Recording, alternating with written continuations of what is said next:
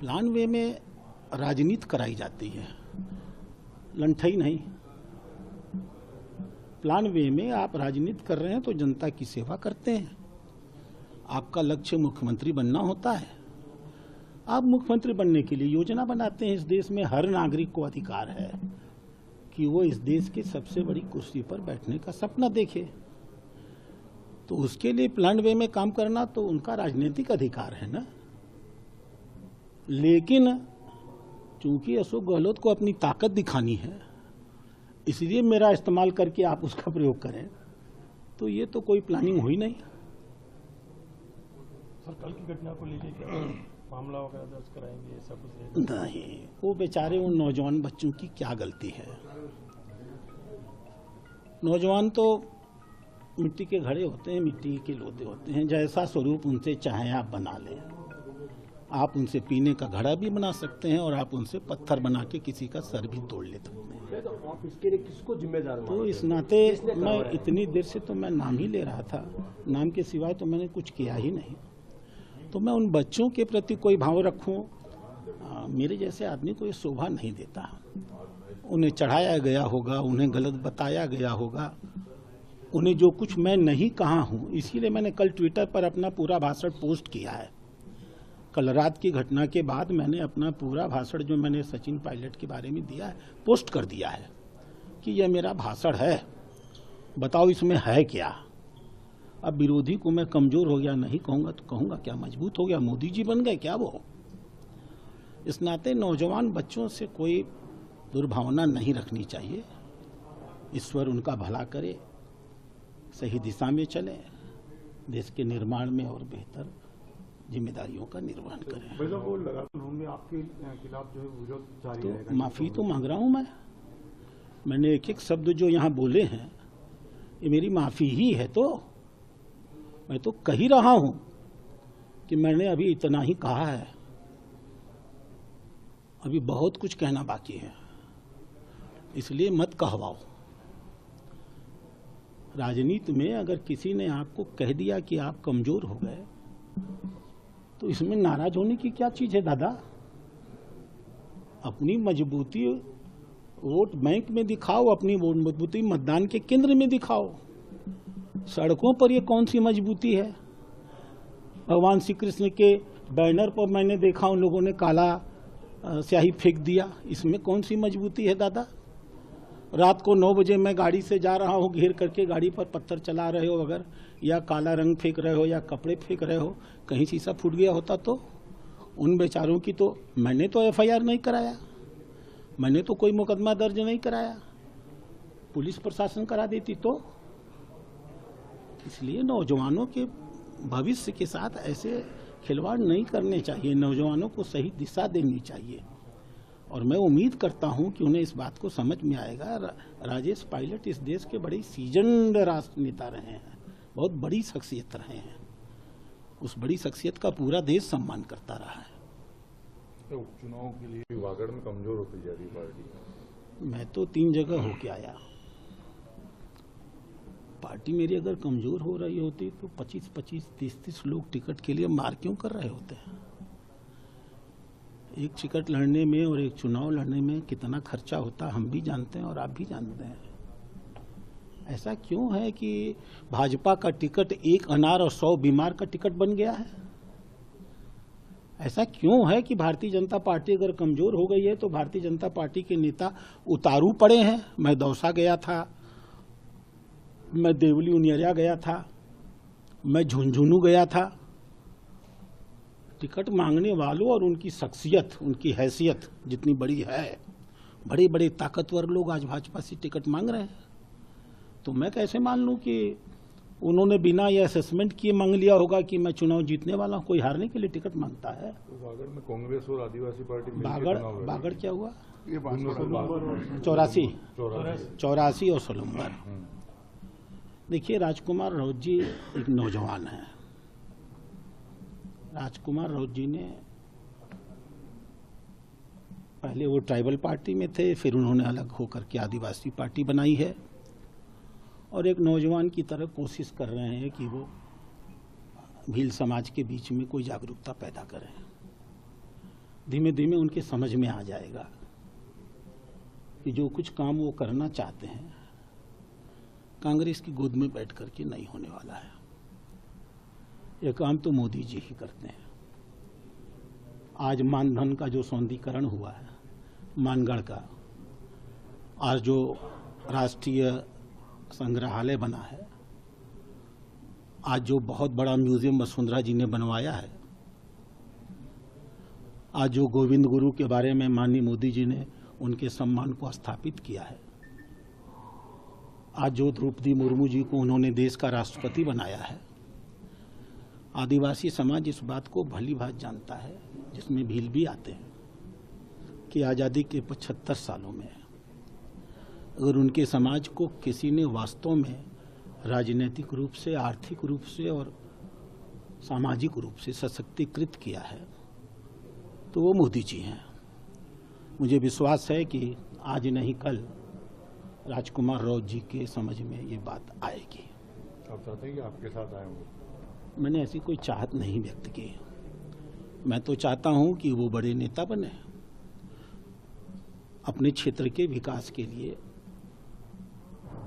हमारी सरकार राजस्थान में है, हमारी सरकार दिल्ली में है, मिलकर के काम करें हम सब उस क्षेत्र के विकास के लिए। हम तो पूरे देश में आदिवासी समाज के लिए काम कर रहे हैं, यहाँ भी किया है हमने और बेहतर तरीके से करेंगे। आप जो जयपुर पहली बार आए थे तो कुछ आगे बढ़ेंगे? नहीं, आपने गलत सुन लिया। मैंने कारण बताओ नोटिस की बात नहीं कही थी। मेरे पास वो भी वीडियो है और मुझे लगता है आपके पास भी होगी। हम लोग एक राष्ट्रीय मीटिंग जब सदस्यता अभियान की करते हैं तो उम्मीद करते हैं कि हर व्यक्ति इसमें सहभागी बनेगा। कार्यकर्ताओं से ही नेता बनते हैं। मैं यहाँ खड़ा हूँ तो इसलिए क्योंकि मैं 20 साल विधायक रहा हूँ। मैं भारतीय जनता पार्टी का जमीनी बूथ स्तर और मंडल स्तर का कार्यकर्ता रहा हूँ और मुझे ये मालूम है कि मेरी हैसियत पार्टी से बड़ी कुछ नहीं है। पार्टी है तो मैं हूँ। तो मैंने सिर्फ एक प्रयास किया है कि हमें पार्टी के संरचना में हम चाहे मुख्यमंत्री हों, और हमने देखा है इस बात को, माननीय मुख्यमंत्री उस कार्यक्रम स्थल पर मेरे आने के पहले आए, मेरे आने के बाद गए। तो ये जो संगठन शास्त्र है जिसमें हर व्यक्ति को, हम बाहर चाहे जो भी हों, संगठन के भीतर हम कार्यकर्ता हैं, इसलिए कार्यकर्ता भाव से हमें, हमारे बगल में सांसद जी खड़े हैं, कल से यही हैं तो सांसद ना, तो इस नाते हम सबको मिल करके संगठन में काम करना है। जो लोग किन्हीं कारणों से नहीं आए हैं उनके बारे में पता करना या जानने की कोशिश करना कि उनकी क्या मजबूरी रही होगी कि वो सदस्यता अभियान जैसे महत्वपूर्ण काम में नहीं आए, उसके बारे में पता करना। संवाद हो पाया है क्या उन सभी से? ये अध्यक्ष जी का काम है। मैं अभी तो 3 दिन के लिए आया था, फिर दिल्ली की मीटिंग में चला गया, फिर 2 दिन के लिए आया हूँ, फिर अभी वक्त कमेटी की मीटिंग है उसमें चला जाऊँगा। मैंने अपने अध्यक्ष जी से आग्रह किया है, वो संवाद कर रहे होंगे और फिर अभी जब दोबारा मैं आऊँगा उपचुनावों से अभी मुक्त हो जाऊँगा। मैं एक बार इन क्षेत्रों में घूम लूँगा तो मैं फ्री हो जाऊँगा। मैं खुद इन सभी 6 क्षेत्रों में जा कर के भारतीय जनता पार्टी के कार्यकर्ताओं से मिलकर के उनकी भावनाओं से अवगत हो रहा हूँ। उसके बाद हम लोग यही सब संगठन काम ही करेंगे ना। तो मैंने बहुत गर्व के साथ कहा, राजस्थान महाराणा प्रताप के साहस, राणा सांगा के शौर्य, महाराणा सूरजमल के संघर्ष, पन्नाधाई के त्याग, मीरा के समर्पण, इन्हीं चीज़ों के लिए पहचाना जाता है। पूरे देश में राजस्थान की एक अलग छवि है, पूरी तरह राष्ट्रवादी, पूरी तरह ईमानदार और पूरी तरह सैद्धांतिक जीने वाले लोग जो होते हैं वो राजस्थानी होते हैं। ऐसी कल्पना पूरे देश में है। कल रात जो हुआ वो बहुत दुखी करने वाला था। मुझे आश्चर्य हुआ। कांग्रेस पार्टी अपने नौजवानों का ऐसा दुरुपयोग करती है, मुझे इसका एहसास नहीं था। यहीं उदयपुर में एक छोटे से बच्चे देवराज की हत्या कर दी गई। चाकू घोप घोप करके। कांग्रेस के ये नौजवान अगर उस हत्या के विरोध में सड़कों पर उतरे होते तो आज राजस्थान कितना गौरवान्वित हुआ होता। कांग्रेस के नेता राहुल गांधी ने देश को तोड़ने का सपना लेकर काम कर रहे नेशनल कॉन्फ्रेंस, जिसने अभी अपना घोषणा पत्र जाहिर किया है, घोषणा पत्र में फारूक अब्दुल्ला ने घोषित किया है कि हम शासन में आएंगे तो धारा 370 और 35A बहाल कर देंगे, 2 प्रधान 2 निशान 2 विधान का संविधान फिर लागू कर देंगे, कश्मीर को 1953 के पहले की स्थिति पर पहुंचा देंगे। और कांग्रेस का नेता राहुल गांधी खुलेआम राजनीतिक लालच में, कुर्सियों के फेर में ऐसे राष्ट्र विरोधी तत्वों के साथ चुनाव के पूर्व संयुक्त घोषणा करके चुनाव लड़ रहा है। कांग्रेस के नेता कहते हैं जम्मू कश्मीर के कि हम अगर शासन में आए तो सारे आतंकवादियों को जेल से रिहा कर देंगे और उन्हें 1 करोड़ रुपए का अनुदान दे देंगे। कांग्रेस के नौजवान अगर अपने नेतृत्व वर्ग की इन राष्ट्र विरोधी गतिविधियों के खिलाफ, नौजवान का यही हाल होता है, नौजवान जहां गलत होता है वहां खड़ा होता है। अगर सवाल खड़ा किया होता तो मुझे बड़ी गर्व की अनुभूति होती है। इस देश का बंटवारा मुस्लिम लीग ने कराया, देश 2 टुकड़ों में बंट गया और राहुल गांधी ने केरल का चुनाव जीतने के लिए वायनाड से, चूंकि वहां की 65% जनता मुस्लिम बहुल है, मुस्लिम बहुल सीट से चुनाव जीतने के लिए मुस्लिम लीग से समझौता कर लिया, देश को बांटने वालों से। अगर कांग्रेस के नौजवान अपनी पार्टी में अपने नेतृत्व से इन राष्ट्र विरोधी गतिविधियों के बारे में पूछ रहे होते तो हम इन नौजवानों के पीछे कदम से कदम मिला करके चल रहे होते। बांग्लादेश में हजारों की संख्या में हिंदुओं का कत्लेआम हो गया, पूरा देश व्याकुल है। नहीं व्याकुल है तो कांग्रेस और कांग्रेस के कार्यकर्ता, नौजवान अगर सड़कों पर आए होते और एक बार भी बांग्लादेश के हिंदुओं के लिए खड़े हो गए होते तो यह देश अपने आप को आज गौरवान्वित महसूस कर रहा होता। मैं पूछना चाहता हूं माननीय सचिन पायलट से भी, चलो आपको बुरा लगा कि मैंने ये कह दिया, आप सबके पास वो रिकॉर्डिंग होगी, मैं चाहूंगा कि इस बाइट के साथ वो रिकॉर्डिंग भी दिखाइए कि मैंने कहा क्या था। हाँ, मैंने कहा है, मैंने कहा इस बात को कि सचिन पायलट जी का कोई समय होता था, वो समय खत्म हो गया, अब राजस्थान में भाजपा का समय है।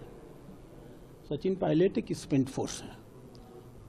राजनीति में अपनी विरोधी ताकतों को हम कमजोर नहीं बताएंगे तो दारा सिंह पहलवान बताएंगे। इसमें कोई गाली थी, कोई अभद्र भाषा थी, कोई अपमानजनक टिप्पणी थी, कोई असांस्कृतिक या अलोकतांत्रिक शब्दों का प्रयोग हुआ था, कोई अमर्यादित बॉडी लैंग्वेज थी।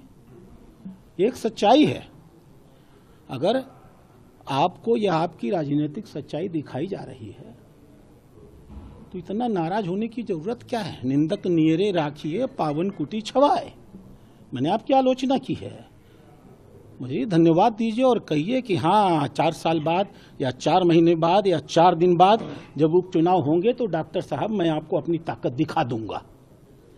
इसको राजनीतिक लड़ाई कहते हैं। अब आप पूरे जयपुर में कोशिश कर रहे हैं, आसपास के क्षेत्रों में कोशिश कर रहे हैं पुतला जलाने की, प्रदर्शन करने की। तो पुतला आप मेरा जला रहे हैं या अपना जला रहे हैं, या आप अपने ऊपर विचार करिए। मुझे इससे क्या अंतर पड़ने वाला है। इस देश का लोकतंत्र आपको राजनीतिक रूप से लड़ाई लड़ने का अधिकार देता है और मेरे खिलाफ भी लड़ाई लड़ने का अधिकार देता है, वहां तक तो चलता है। लेकिन रात को घेर करके नौजवानों के साथ आप सोचेंगे कि हम गाड़ी पर आक्रमण करेंगे, मान लीजिए शीशा टूट गया होता तो इस राजस्थान में रहते हुए आज के बाद मेरे जीवन पर अगर किंचित मात्र भी खतरा आता है तो मैं उसके लिए सिर्फ और सिर्फ सचिन पायलट को जिम्मेदार मानूंगा। राजनीति का ये कोई तौर तरीका नहीं है। मैं आग्रह करता हूं अपनी लड़ाई के तौर तरीके पर वो विचार करें, लड़ें, मजबूती के साथ लड़ें, लोकतांत्रिक तरीके से लड़ें, सैद्धांतिक तरीके से लड़ें, राजनीतिक रूप से हम लोगों को परास्त करें। दोबारा अगर इस प्रकार की गतिविधि हुई तो हमारे भारतीय जनता पार्टी के कार्यकर्ताओं के भी धैर्य की सीमा है। और मैंने तो अभी कुछ कहा ही नहीं है। जब मैं कहना शुरू करूंगा तो बड़ी समस्या पैदा हो जाएगी, क्योंकि तब मैं ये परिभाषित करूंगा कि वो स्पेंट फोर्स है क्यों। पूरा राजस्थान जानता है इसको। तो मेरा आग्रह है, बड़े नेता हैं बेचारे, परेशान हैं, मैं जानता हूं, अपनी पार्टी में ही परेशान हैं। अपनी पार्टी में लड़ लें पहले, फिर दूसरी पार्टी से लड़ लेंगे। धन्यवाद। प्लान वे में करा रहे हैं, आपको लगता है कि सचिन? तो मैंने बहुत गर्व के साथ कहा, राजस्थान महाराणा प्रताप के साहस, राणा सांगा के शौर्य, महाराणा सूरजमल के संघर्ष, पन्नाधाई के त्याग, मीरा के समर्पण, इन्हीं चीज़ों के लिए पहचाना जाता है। पूरे देश में राजस्थान की एक अलग छवि है, पूरी तरह राष्ट्रवादी, पूरी तरह ईमानदार और पूरी तरह सैद्धांतिक जीने वाले लोग जो होते हैं वो राजस्थानी होते हैं। ऐसी कल्पना पूरे देश में है। कल रात जो हुआ वो बहुत दुखी करने वाला था। मुझे आश्चर्य हुआ। कांग्रेस पार्टी अपने नौजवानों का ऐसा दुरुपयोग करती है, मुझे इसका एहसास नहीं था। यहीं उदयपुर में एक छोटे से बच्चे देवराज की हत्या कर दी गई, चाकू घोप घोप करके। कांग्रेस के ये नौजवान अगर उस हत्या के विरोध में सड़कों पर उतरे होते तो आज राजस्थान कितना गौरवान्वित हुआ होता। कांग्रेस के नेता राहुल गांधी ने देश को तोड़ने का सपना लेकर काम कर रहे नेशनल कॉन्फ्रेंस, जिसने अभी अपना घोषणा पत्र जाहिर किया है, घोषणा पत्र में फारूक अब्दुल्ला ने घोषित किया है कि हम शासन में आएंगे तो धारा 370 और 35A बहाल कर देंगे। 2 प्रधान 2 निशान 2 विधान का संविधान फिर लागू कर देंगे। कश्मीर को 1953 के पहले की स्थिति पर पहुंचा देंगे। और कांग्रेस का नेता राहुल गांधी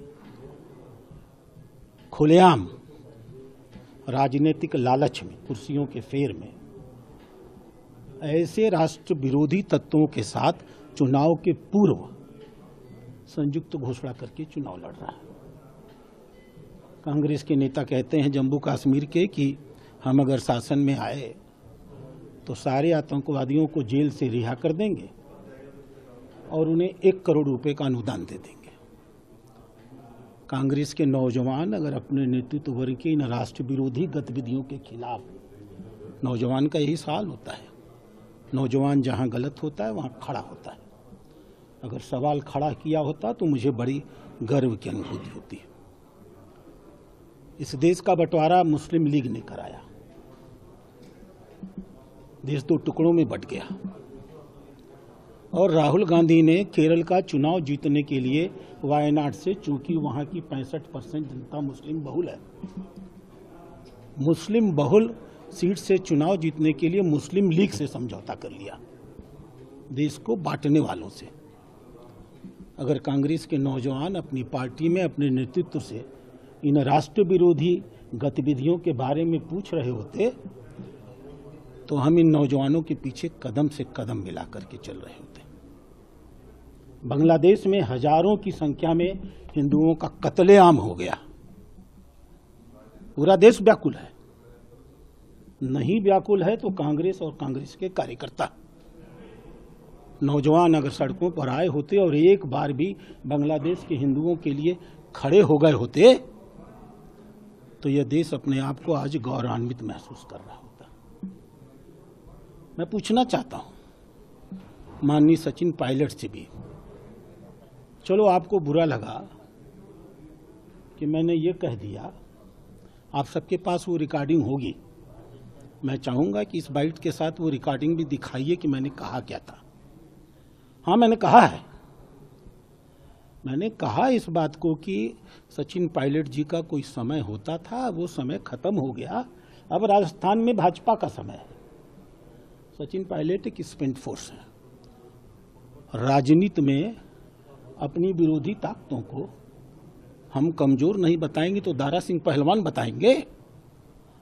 इसमें कोई गाली थी, कोई अभद्र भाषा थी, कोई अपमानजनक टिप्पणी थी, कोई असांस्कृतिक या अलोकतांत्रिक शब्दों का प्रयोग हुआ था, कोई अमर्यादित बॉडी लैंग्वेज थी? एक सच्चाई है। अगर आपको या आपकी राजनीतिक सच्चाई दिखाई जा रही है तो इतना नाराज होने की जरूरत क्या है? निंदक नियरे राखिए पावन कुटी छवाए।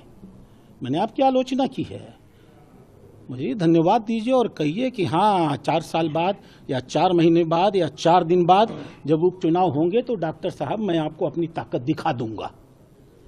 ये इसको राजनीतिक लड़ाई कहते हैं।